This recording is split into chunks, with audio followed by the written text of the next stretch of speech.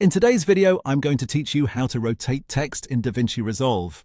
If you want to quickly change the angle of your text so it looks more dynamic or fits better into your design, this is a very simple adjustment to make.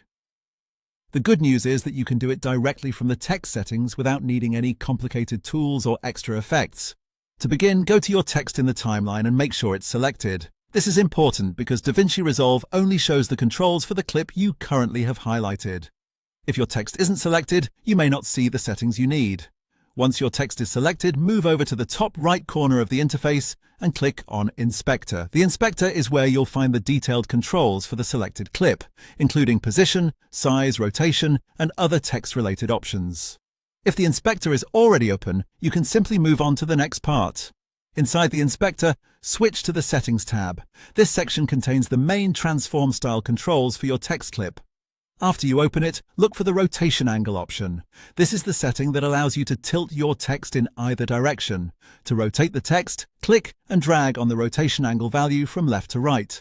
Dragging one way will rotate the text in one direction, and dragging the other way will rotate it back the opposite way. As you do this, you'll see the change happen in the preview window, which makes it easy to fine-tune the angle until it looks right.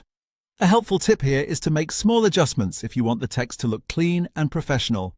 Slight rotation can add style without making the text harder to read. If you're going for a more dramatic effect, you can drag further until you get the exact look you want. And that's it. That's how you rotate text in DaVinci Resolve. It's a quick setting, but it can make a big difference in the way your titles and graphics appear on screen.